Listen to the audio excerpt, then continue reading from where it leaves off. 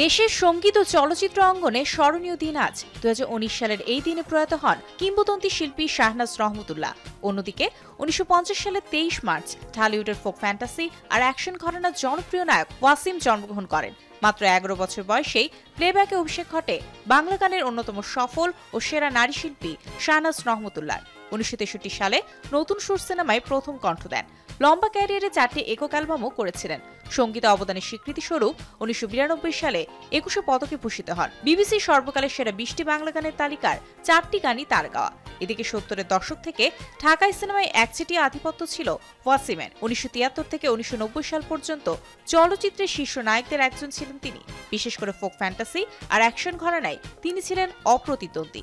আজকের দিনে showbiz tonight কিংবদন্তি এই দুই গুণী শিল্পীকে স্মরণ করছে গভীর শ্রদ্ধায়।